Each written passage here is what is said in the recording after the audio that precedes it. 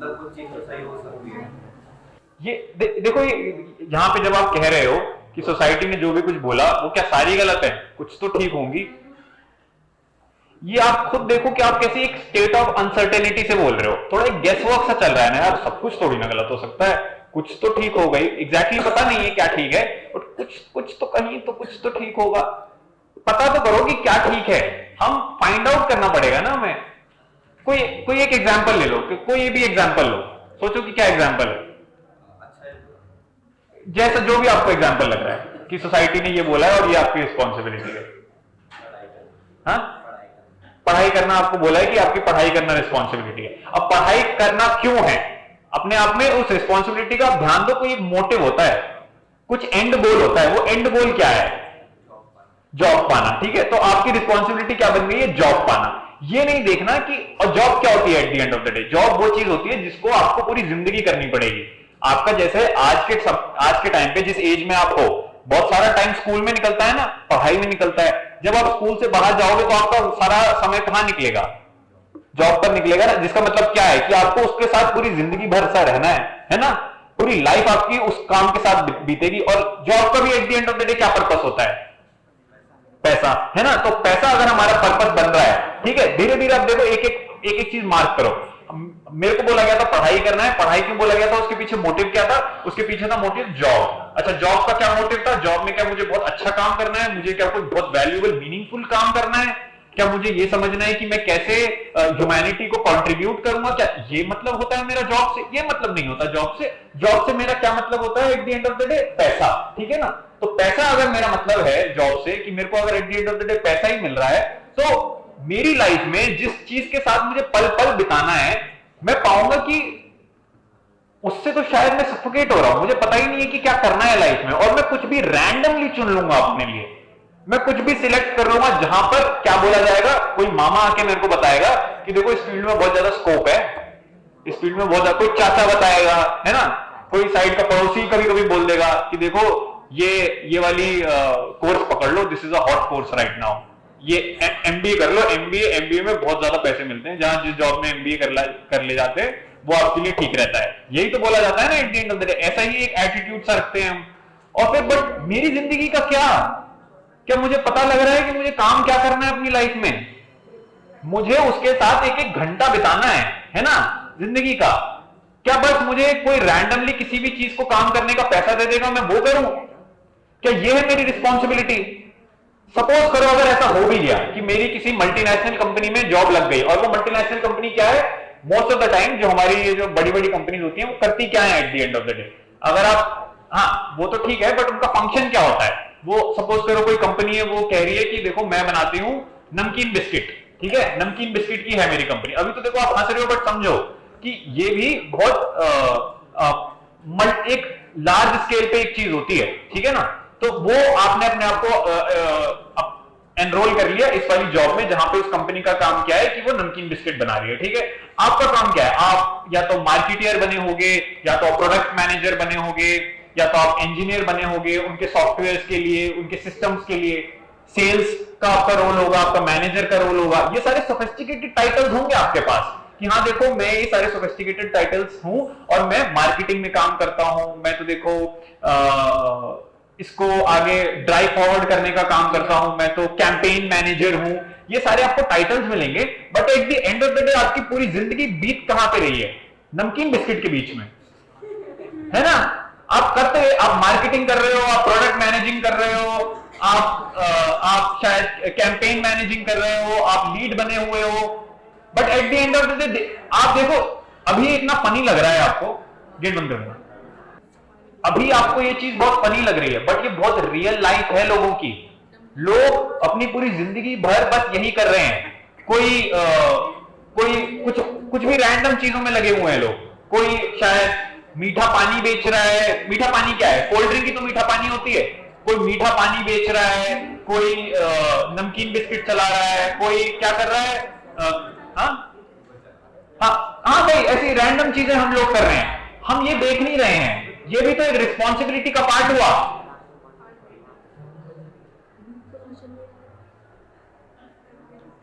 ये भी तो एक रिस्पॉन्सिबिलिटी का पार्ट हुआ। फिर आप क्या लाइफ में करने जा रहे हो? क्या मैं ये नहीं देखूं कि as a human being what would be my job, what would be my role? मैं अपनी जिंदगी में काम क्या कर रहा हूंगा? हम काम को जब तक ऐसे साइड को ट्रीट कर देते हैं कि अरे हाँ ये तो जॉब है तो करनी होती है, और फिर देखो ये एक जिंदगी का पार्ट है, ये एक जिंदगी का पार्ट है, तो ये जिंदगी पता है क्या होगी? ये एक बिखरी हुई और टूटी जिंदगी होगी कि एक होगा मेरा फैमिली का कोई एक टुकड़ा, एक होगा मेरे प्रोफेशन का कोई एक टुकड़ा, एक होगा मेरे कोई फ्रेंड्स का एक टुकड़ा। मैं ऐसे टुकड़ों में बटा रहूंगा, मेरे पास कुछ भी यूनिफॉर्म नहीं होगा अपनी लाइफ में, और एक टुकड़ा दूसरे टुकड़े के साथ हमेशा एक तरीके से कॉन्फ्लिक्ट में होगा। तभी तो ऐसा बोला जाता है ना कि अरे प्रोफेशनल लाइफ, पर्सनल लाइफ, और ये कोई साइड से ये वाली लाइफ और कोई एक एक्स्ट्रा लाइफ, ये हमारी सारी बहुत सारी लाइफ एक दूसरे के साथ कॉन्ट्रडिक्ट करती है ना। इनफैक्ट अभी आपकी कर रही होंगी कि देखो मेरी एक पढ़ाई की लाइफ है, मेरी एक एजुकेशन वाली लाइफ है, और ये मेरे दोस्त वगैरह हैं, और मेरे को इनको टाइम नहीं हो पा रहा, इसको टाइम नहीं हो पा रहा। ये क्यों है? क्योंकि हम कुछ यूनिफॉर्मली नहीं समझ रहे हैं कि देखो इंसान जीने वाला क्या है। इंसान तो एक ही है, और जब वो इतनी सारी लाइफ्स में बटा हुआ है तो वो क्या अंदर से भी कितना डिवाइडेड नहीं होगा, कितना फ्रैगमेंटेड नहीं होगा? वो तो हर टुकड़े में भाग रहा होगा ना कि अच्छा मैं इस वाली लाइफ में आ गया हूं, इस टुकड़े का ये रोल है तो मैं ये रोल करने लगता हूं, अच्छा उस टुकड़े का ये रोल है, अच्छा मैं ये रोल करने लगता हूं। वो ये समझ ही नहीं रहा है कि उसकी फंडामेंटल रिक्वायरमेंट क्या है, कि क्या है ऐसी ग्राउंडिंग जो उसकी लाइफ को यूनिफॉर्म बना सकती है। तो वो ऐसे ही डिवाइडेड रहता है फिर अपने अंदर। उसको लगता है कि उसकी प्रोफेशनल लाइफ ऐसी है जो उसकी पर्सनल लाइफ से ही कॉन्ट्रडिक्ट करती रहेगी। अगर हमने खुद से अपना रोल समझा है, हमने खुद से थोड़ा बैठकर अपने आप को देखा है कि हाँ मेरे को क्या काम करने लायक है, और जब हमें ये नहीं पता है कि मैं काम क्या करूंगा अपने लाइफ में, तो मैं फिर कुछ भी ऊट पटांग करने लगूंगा। अभी तो आप, ये तो बहुत ही बेसिक सी चीज है जो आप कर रहे हो। आपको क्या पता कोई कंपनी आके जो एक्चुअली कोई कंपनी क्या पता बहुत वायलेंट चीजों में अपना पार्ट लेती हो, बट वो लॉ के हिसाब से कुछ भी गलत नहीं होगा। वो आपको दुनिया नहीं बताएगी कि हाँ ये गलत चीज है, बट आप क्लोजली अगर देख पाओ, आपको पता है वॉर अपने आप में कितना बड़ा बिजनेस है, कि उसके जो आर्मामेंट्स होते हैं, ये सारे जेट्स जो होते हैं, जो बॉम्ब्स होते हैं, ये भी कोई कंपनियां होती हैं बड़ी बड़ी बनाने के लिए। और फिर जब आप अगर इन कंपनियों में हो, किसी एक इस कंपनी में आपने अपने आप को एनरोल करवा लिया है, मतलब आप इस वाली कंपनी में आपने ज्वाइन कर लिया है, तो आप क्या कर रहे हो at the end of the day? What you are working towards is mass murder of people. कैसा नहीं है कि आप बम बनाने में भले ही शायद किसी उसके इंजीनियर की किसी पार्ट में हेल्प कर रहे हो, उसकी कोडिंग के किसी पार्ट में हेल्प कर रहे होगे, और आपको शायद एक बहुत फैट सैलरी चेक आ रहा होगा, but at the end of the day what is your work contributing to? Your work is contributing to war. Your work is at the end of the day contributing to killing of people, है ना? ये भी छोड़ दो। अगर आप suppose करो, हाँ क्वाइट, कोई एक एफएमसीजी की कंपनी है और वो आके बोल रही है, और ये जो हमने छोटी छोटी कंपनीज की बात करी, ये अपने आप को पोजीशन ऐसे ही करते हैं हम, क्योंकि थोड़ा क्लियरली नहीं सोच पाते हैं, तो क्या बोलते हैं वो? हम बोलते हैं कि देखो हम तो मार्केट डिसरप्टर हैं। और मार्केट डिसरप्टर किस चीज में? हम है मार्केट डिसरप्टर, जूतों का मार्केट डिसरप्टर हूं मैं हूं मीठे पानी का मार्केट डिसरप्टर। यही तो होता है ना। कोल्ड ड्रिंक क्या होती है? मीठा पानी होता है, नहीं होती क्या मीठा पानी? हाँ। तो हम ऐसी ही चीजों के मार्केट डिसरप्टर्स बनेंगे। और फिर जब हम ऐसी ही गुड्स की बात करते हैं, तो आप थोड़ा ध्यान दो, हम बोल देंगे कि हाँ ये तो एक नॉर्मली एक्सेप्टेड चीज है ना, मैं किसी भी ऐसी कंपनी में काम कर रहा हूंगा जहां इसकी जो बहुत ज्यादा डिमांड है ना।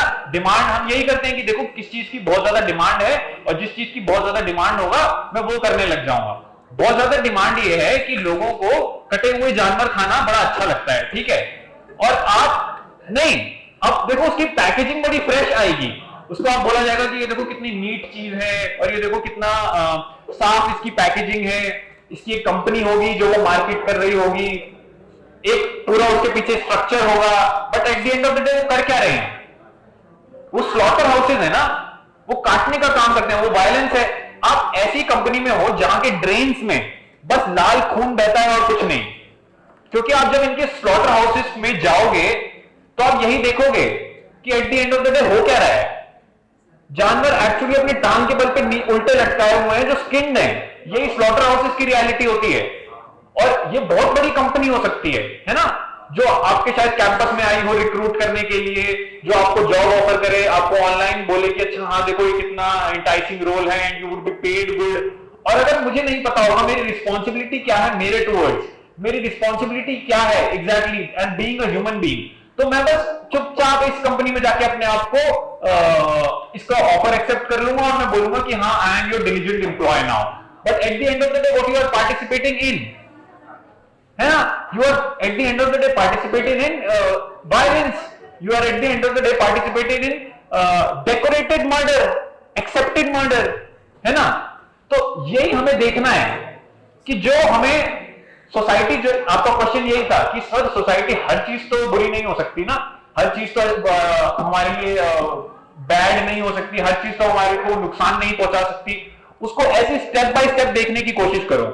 अभी हमने स्टेप बाय स्टेप देखा ना कि क्या हुआ, कहां तक पहुंची बात, तो हमें ऐसे स्टेप बाय स्टेप देखना पड़ेगा, बहुत क्लोजली ऑब्जर्व करना पड़ेगा कि हर चीज जो हमें बोली जाती है करने के लिए, हर चीज जो हमें बोला जाता है कि आपके लिए अच्छी है, हमें कुछ भी मान नहीं लेना है, ये नहीं बोल लेना सोसाइटी तो सभी बुरा कर रही है, तो आप समझ नहीं पाओगे, आप बस एक ओपिनियन रख लोगे, और ओपिनियन क्या होता है, एक मिस इन्फॉर्म्ड बिलीफ होता है। हमें फैक्ट पता करना है, आप धीरे धीरे फैक्ट पता करो। मैंने अभी आपके साथ एक फैक्ट पता करा है कि एक चीज क्यों बोली जाती है, वो इसीलिए बोली जाती है, और ये किस लिए बोली जाती है, फिर पॉइंट ए पॉइंट बी, हम फैक्ट से फैक्ट मूव कर रहे थे ना, और हमने फिर क्या डिस्कवर करा कि हम कुछ भी रैंडम चीज में अपने आप को एनरोल करवा लेते हैं और ये नहीं देखते कि इसका हमारे ऊपर क्या वाकई में असर पड़ेगा, ये हमारी जिंदगी की क्या हालत बनाएगा, और फिर हमारी लाइफ में फिर होंगी बहुत तरह तरह की प्रॉब्लम्स। हमें लगेगा कि मेरी लाइफ की प्रॉब्लम्स कुछ है कि शायद यहाँ पे कुछ एक कॉन्फ्लिक्ट हो गया है वो उसके चलते हैं, या यहाँ पे कुछ एक डिफरेंस हो गया है मेरे किसी फ्रेंड के साथ उसके चलते हैं, बट मेरी लाइफ की जो सारी प्रॉब्लम्स हैं वो इसीलिए हैं क्योंकि मैं एक्चुअली बहुत इररिस्पॉन्सिबल हूं, मैं देख ही नहीं रहा हूं कि मेरे लिए ठीक क्या है, कि जो मुझे बताया गया था कि ये चीज आपके लिए अच्छी है, मैं जानता ही नहीं हूं कि ये चीज वाकई में मेरे लिए अच्छी थी भी, क्या ये मेरे लिए वाकई में उतनी बेनिफिशियल थी भी जैसी मुझे बताई जा रही थी कि आपके लिए इतनी बेनिफिशियल है ना। तो ऐसे ही सर्च करना पड़ता है। क्या नाम है आपका? ऋषभ। ऐसे ही हमें इंक्वायर करना पड़ता है। इंक्वायरी देखी ना, अभी हमने इंक्वायरी करी है, अभी हमने थोड़ा फाइंड आउट करने की कोशिश करी है कि हाँ देखो जो भी मुझे बताया जाता है क्या वाकई में इसमें सही है और क्या वाकई में गलत है। हाँ एग्जैक्टली, हम स्टेप बाय स्टेप करके आगे बढ़े हैं ना। तो यही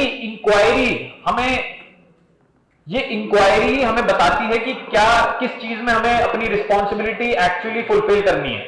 हम इस इंक्वायरी के साथ ही, इस डिलीजेंस के साथ ही, इस meticulous movement of fact from fact, इसी ही माइन्यूट ऑब्जर्वेशन के साथ of every fact, of every thought in our head, of every principle, of every value that is being served to us, इसकी मेटिकुलस ऑब्जर्वेशन के साथ ही हम उस तक पहुंच पाते हैं जो हमारे लिए सच में सही होगा, जो हम बोल पाएंगे कि हाँ ये मेरा अपना है, ये मेरा अपना डिसीजन होगा, ये किसी इन्फ्लुएंस के चलते नहीं होगा। आपको तो ये बोल दिया जाएगा कि देखो इस उम्र में आके पहले जॉब कर लो, तुम तो अभी तक इस उम्र तक खाली बैठे हो, क्या पता खाली बैठने से मैं कुछ समझ रहा हूं। एक चीज ये एक एक्सक्यूज भी हो सकता है, हम मान सकते हैं, but if I am really sitting idle, can I be, I may just appear that I am sitting idle, it may appear that I don't have any work, but I am trying to understand things, I am trying to examine, I am trying to observe, I am diligently at it. मैं देख रहा हूं एक एक चीज कि क्या चल रही है बाहर, कौन सी चीजें जो लोगों को आगे बढ़ाती हैं, जो मोटिवेट करती हैं, जो उनको रास्तों पर भगा रही हैं, जो इंसान मेहनत कर रहा है वो क्या पाना चाह रहा है अपनी मेहनत से। ये सब मैं जब देखना शुरू करूंगा तब मुझे पता चलता रहेगा, और ये सब देखना एक्चुअली तब हमें कुछ पता लगाता है कि हाँ ये है मेरे लिए सही काम। अब ये देखना आपकी रिक्वायरमेंट है लाइफ में, नहीं तो we will condemn our self to a life which is not ours, which would be a borrowed principal.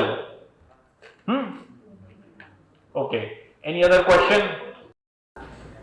अगर कोई बना रहा है, बना क्यों रहा है, क्योंकि हम यूज कर रहे हैं। कोई अगर पर्सन है वो बना रहा है, उस कंपनी में जॉब कर रहा है, तो कर रहा है कि हम सबको चाहिए, तो फिर वो किसी तरह से ह्यूमैनिटी कंट्रीब्यूट कर ही रहा है। सब कुछ जो करते हैं हम किसने करते हैं, पैसे के लिए करते हैं। मुझे लगता है कि लाइक अभी कोई भी बैठा होगा उसको लगा रहा होगा कि मुझे किसी को कंट्रीब्यूट करना है अपने देश को या कुछ भी। मेजर मोटिव हमारा पैसा ही होता है। बहुत कम लोग होते हैं जो बिना पैसे के लिए एनजीओ में फिर उसके लिए काम करते हैं, फिर हम पैसे के लिए मतलब छोड़ेंगे। सब में मेंटालिटी कैसे आएगी? पैसे की जरूरत सबको है, मेरा पैसे से सर्वाइव करना है। ठीक है, व्हाट्स योर नेम? सेहल। स्नेहल ने अच्छा क्वेश्चन पूछा है। स्नेहल ने क्वेश्चन पूछा है कि देखो हम ऐसे काम करना छोड़ कैसे दें। कोई ना कोई, कि अगर कोई छोटी किसी कंपनी में भी काम कर रहा है, कोई फूड एंड बेवरेज कर रहा है, कोई ऐसी चीजें कर रहा है, तो वो भी किसी ना किसी तरीके से कंट्रीब्यूट तो कर ही रहा है। और अगर हम बस मान के चले जाएंगे कि देखो हाँ अच्छा काम करना है, एनजीओज में जाना है, सोशल वर्क करना है, तो ये तो बहुत कम ही लोग करते हैं। हम सब eight the end of the day quite eight the end of the day हम सब कर तो पैसे के लिए ही काम रहे हैं ना, तो इसमें बुराई क्या है कि इसमें हम ये कर क्यों रहे हैं। अब ध्यान दो, देखो पैसा का एंड गोल क्या है। पैसे का एंड गोल है कि वो आपकी फिजिकल रिक्वायरमेंट्स को फुलफिल कर दे। और आपकी फिजिकल रिक्वायरमेंट्स क्या होती है? Food, shelter, clothing. ये हमारी बेसिक रिक्वायरमेंट होती है कि ये फिजिकल रिक्वायरमेंट पूरी हो जाएगी, ठीक है। लेकिन आप ध्यान दो कि इस फिजिकल रिक्वायरमेंट के होने के बावजूद भी कहीं ना कहीं जो पैसा है वो हमें एक ऐसा ड्रीम देता है कि हमें बताता है कि कंफर्टेबल लाइफ होगी, कि एक आपके पास कुछ शायद चीजें आप पोजेस करोगे जिससे आपको एक साइकोलॉजिकल कंफर्ट मिलेगा, जिससे एक सेटिस्फैक्शन मिलेगी। पैसा यही तो प्रॉमिस करता है ना at the end of the day. ठीक है, हाँ बेसिक रिक्वायरमेंट्स तो सबकी पूरी हो जाती हैं, बट इस बेसिक रिक्वायरमेंट के बियॉन्ड भी कुछ ना कुछ पैसा प्रॉमिस कर रहा होता है। वो आपको बता रहा होता है कि देखो शायद जॉय है इसके आगे, देखो शायद हैप्पीनेस है इसके आगे। यही तो बोलता है ना at the end of the day पैसा, कि देखो इसके आगे जाके जो तुम्हारी बेसिक रिक्वायरमेंट है, मैं तुम्हें कुछ ऐसा दूंगा जो वाकई में तुम्हारे लिए तुम्हारी फिजिकल रिक्वायरमेंट से आगे तुम्हें बहुत अंदर से खुश रखेगा, तुम्हें एक पीस दिलाएगा, है ना। यही बोला जाता है eight the end of the day पैसे का फंक्शन। बट क्या वाकई में पैसा ये कर पाता है? आप थोड़ा क्लोजली ऑब्जर्व तो करो। ठीक है, हमारी बेसिक रिक्वायरमेंट्स पूरी हो जाती हैं, बट आप ध्यान तो दो कहीं, अगर पैसे का at the end of the day motive peace ही है, हैप्पीनेस ही है, तो क्या हमें ये फाइंड आउट नहीं करना चाहिए कि क्या पीस और हैप्पीनेस मिल रही है? हर पैसे का जो मेन गोल है वो पेपर नहीं है। पैसा eight the end of the day paper है ना। हम पेपर को इकट्ठा नहीं करना चाह रहे हैं ना अपने आसपास, हम पेपर के थ्रू कोई एक डीपर सेटिस्फैक्शन चाह रहे हैं, है ना।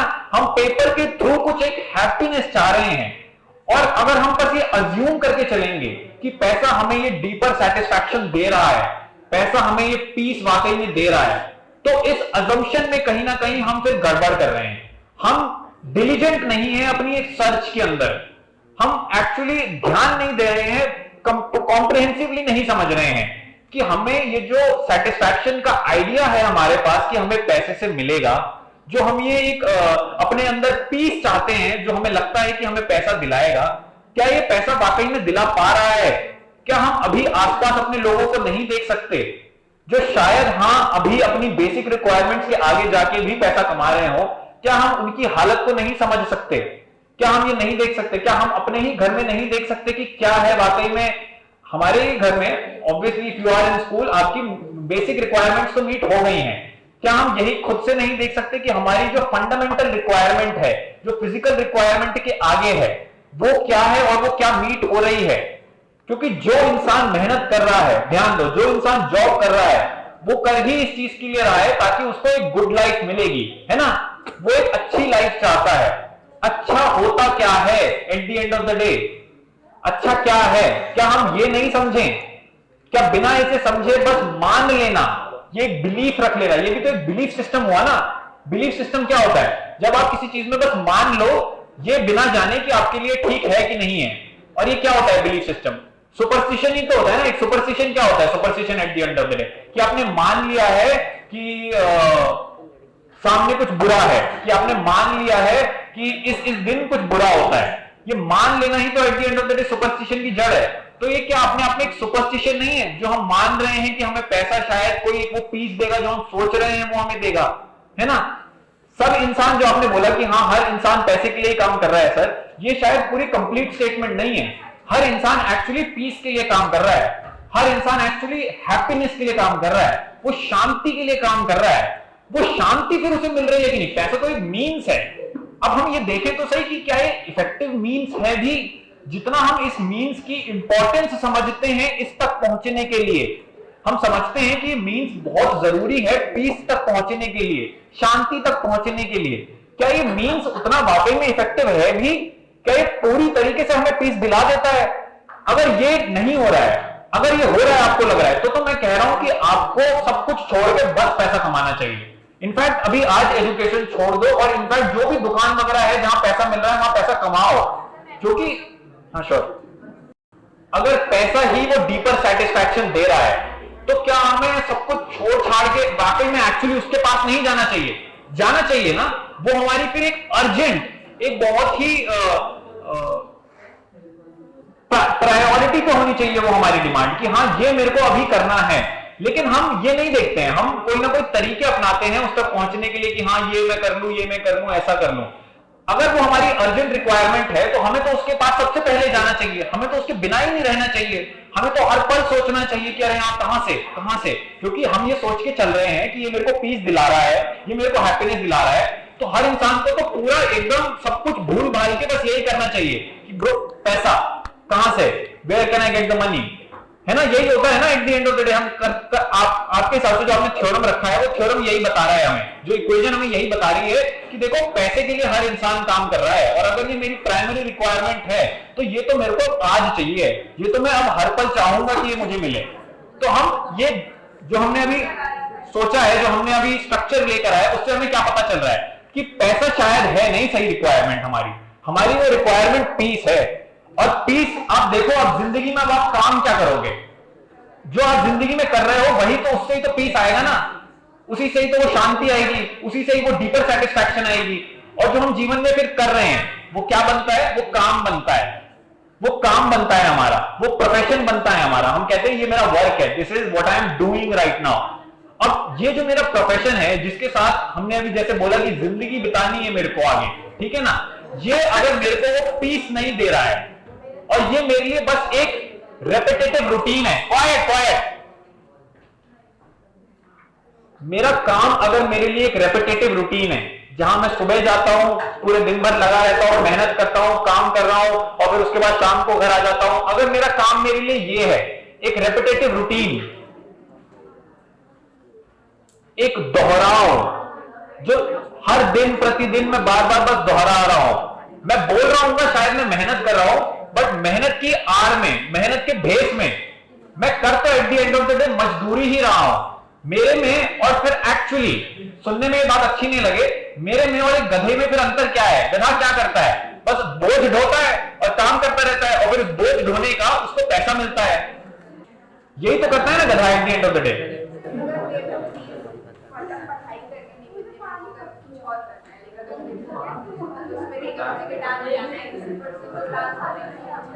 हमारे पेरेंट्स को उनको तो लगता है मोस्ट इंडियन पेरेंट्स को इंजीनियरिंग मेडिकल, अगर मैं कुछ और करना है तो मेरे पेरेंट्स कहेंगे कि नहीं इसमें पैसा कम है, तुम अच्छे से जीने पाओगे अपनी लाइफ, फिर लाइक उनको सपोर्ट करने के लिए भी कितने लोग हैं जो कर देते हैं फीस तो चलिए ठीक लाइफ पर मिल जाएगी, कोई बात नहीं करेगा, पर खुद से तो हमारा मन नहीं है ना कमाने का, इंजीनियरिंग से बहुत इजी है पर पेरेंट्स सपोर्ट करेंगे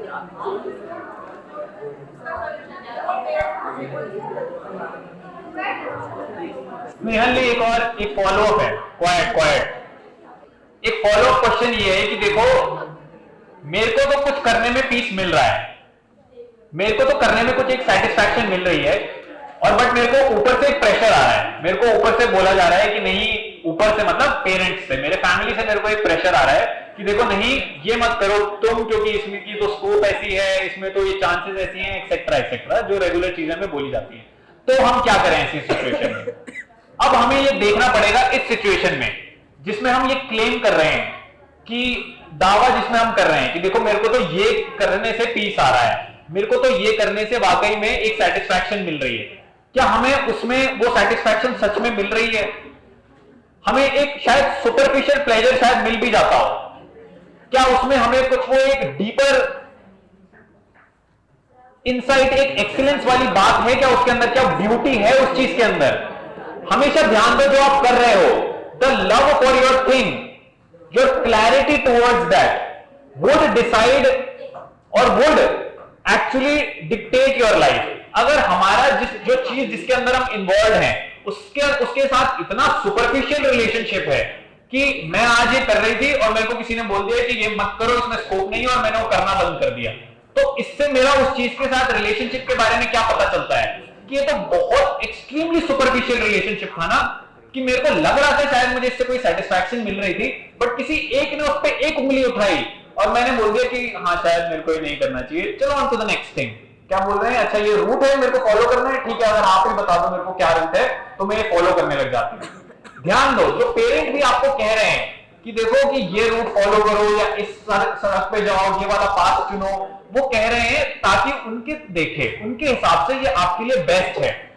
जब तक हम ये नहीं समझते कि हमारे लिए क्या बेस्ट है, तभी तक हमारे शायद पेरेंट्स, जो हमारे वेल विशर होंगे, जो हमारे टीचर्स होंगे, वो हमें बताएंगे कि तुम्हारे लिए क्या सही है। हमें खुद से देखना तो पड़ेगा ना कि हमारे लिए क्या ठीक है, और वो चीज के साथ हमारा कोई ऐसा फ्लिमजी सा रिलेशनशिप नहीं हो सकता, एक बहुत ही नाजुक सा, जो बस एक धागे की उस पर बंधा हुआ हो, जो हल्का सा तपा दो तो वो टूट जाए, इतना फ्लिमजी रिलेशनशिप नहीं हो सकता फिर हमारी उस चीज से कि हमें बस वो एक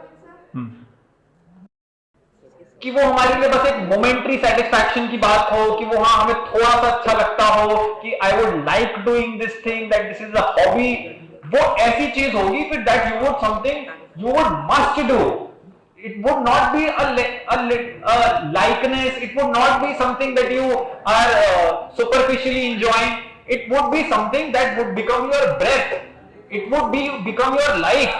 And when you have that clarity, your parent would even see that this person is getting on to something, they have really discovered themselves, उन्होंने कुछ वाकई में अपने लिए समझ लिया है।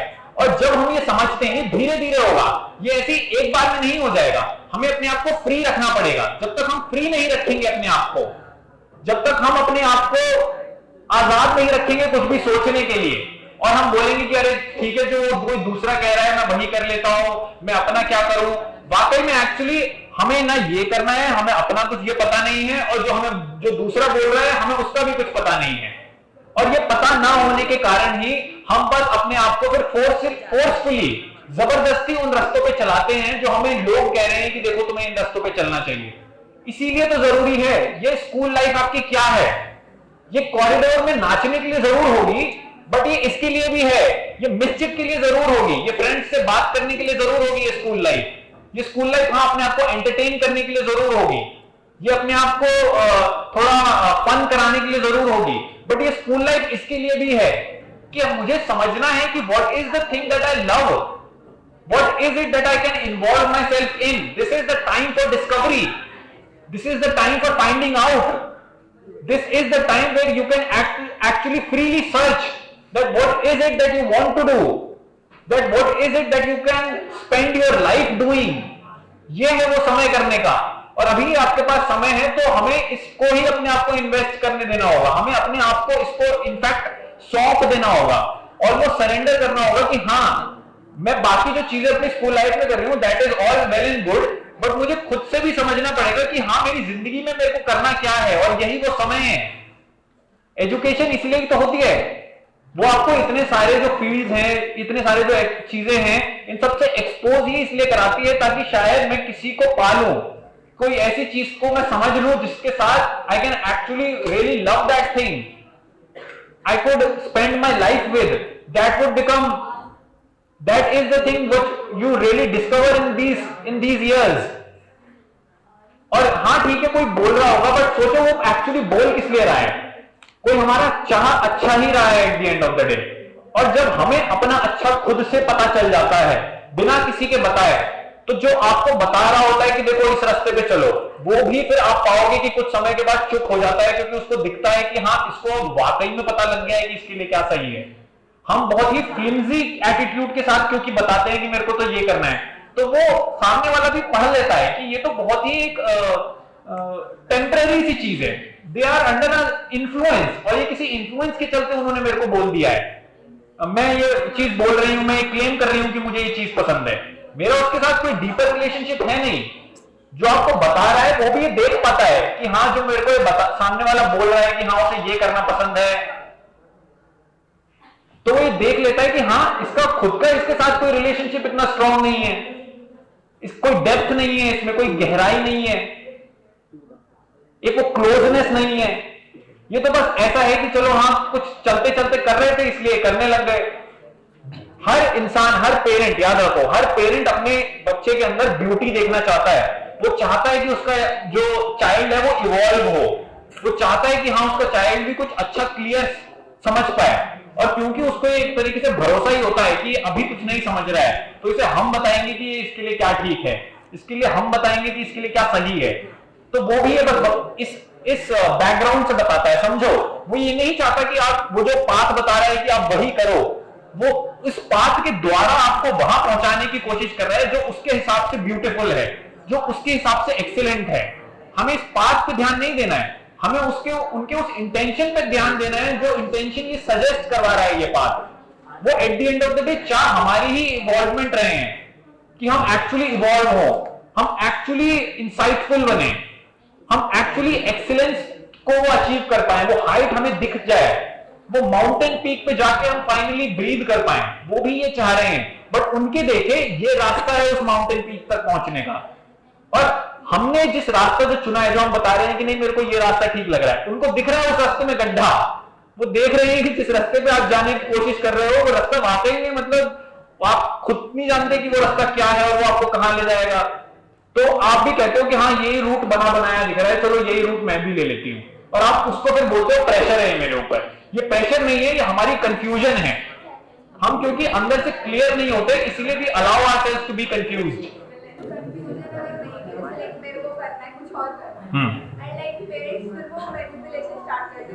बचपन से तुमको हमने पाला पोसा बड़ा किया, पैसे लगाए तुम पर, नाउ यू आर सेइंग कि तुम जितने आपने पैसे लगाए तुम उससे ज्यादा भी कमाओगे। मतलब मैं मेरे को पता कि मेरे को कुछ और करना है, पर उसमें उतने पैसे नहीं है जितना मेरा पेरेंट्स को आए।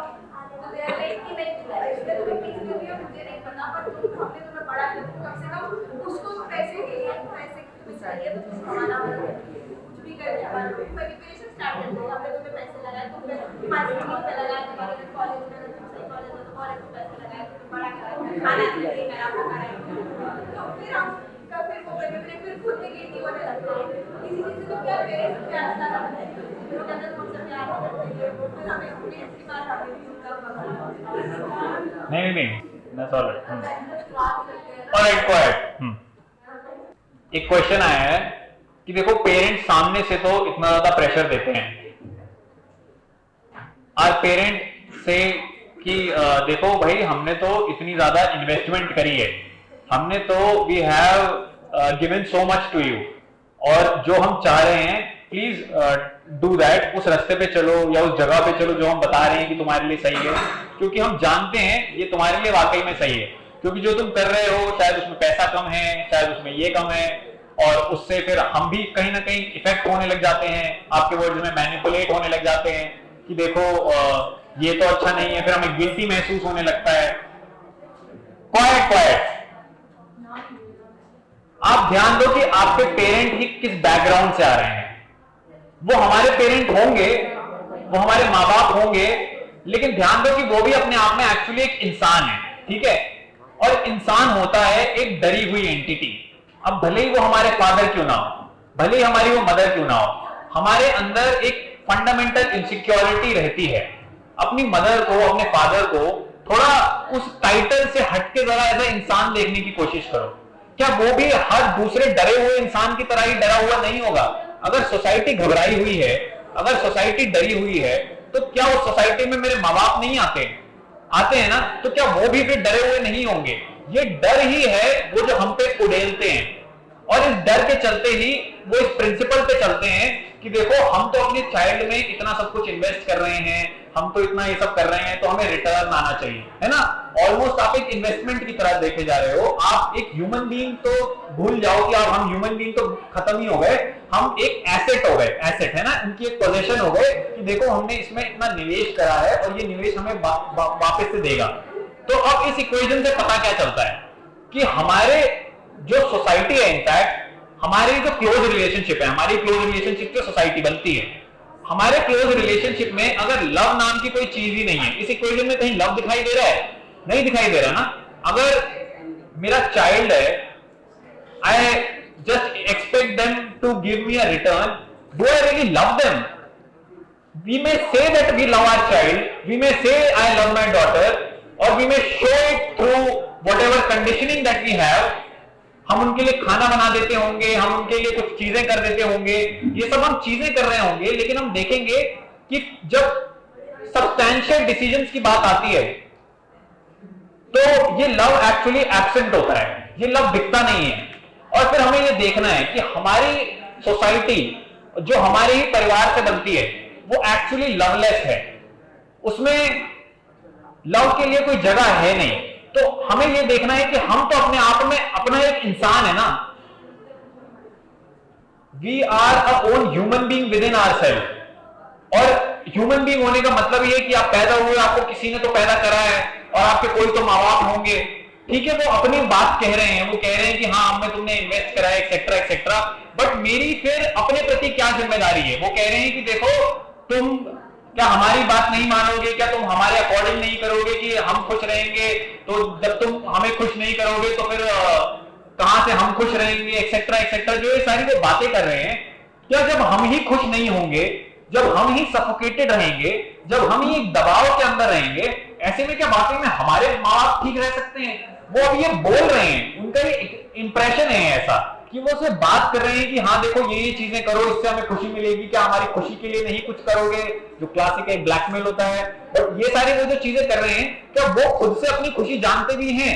अगर उन्होंने अपनी खुद से खुशी जानी होती, ध्यान दो इस बात पे जरा, क्या वो आपके ऊपर अपनी खुशी का दामोदार रख देते? नहीं रखते ना। तो कहीं ना कहीं हम एज ह्यूमन बीइंग बहुत मिस इन्फॉर्म्ड होते हैं।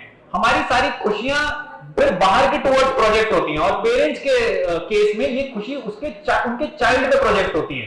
वो सारी की सारी रिस्पॉन्सिबिलिटी, क्योंकि जैसे हमने रिस्पॉन्सिबिलिटी की बात नहीं करी थी अभी पूरी क्लास में, यही फेक रिस्पॉन्सिबिलिटी होती है। जब हम ऐसी नकली रिस्पॉन्सिबिलिटीज को अपना लेते हैं तो हम अपनी लाइफ तो खराब करते ही हैं, इनफैक्ट जो हमसे जुड़े हुए लोग होते हैं, कुछ केसेस में जो हमारे ही बच्चे होते हैं, जो हमारे जो चाइल्ड होता है हमारा, हम उसके साथ भी फिर उसको भी घुटवाते हैं। हम पहले खुद घुटे हुए होते हैं और फिर वही घुटन हम देखेंगे कि हमारे रिलेशनशिप में भी जाके फैलती है। यही फैक्ट है, और ये फैक्ट हमें रियलाइज करना है, और ये फैक्ट समझकर हमें यही लाइफ, हमें उनको दुश्मन नहीं बना लेना। हमें देखना है कि कैसे वो भी उतने ही कंडीशनड थे जैसे हर दूसरा आम इंसान सड़क पे चलता हुआ कंडीशनड है।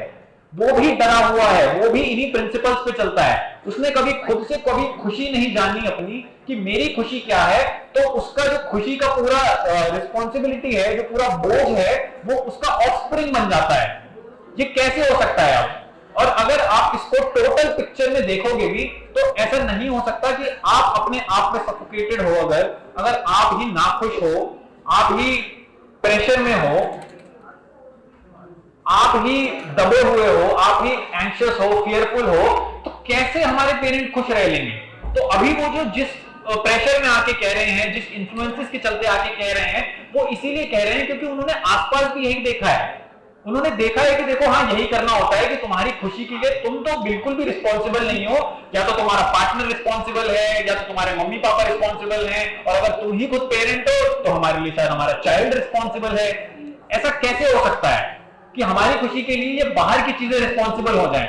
कहीं ना कहीं हमारे अंदर जो दुख है हमें उसको एड्रेस करना पड़ेगा ना, तब हमें पता लगेगा कि हाँ खुशी वाकई में आती कहां से है।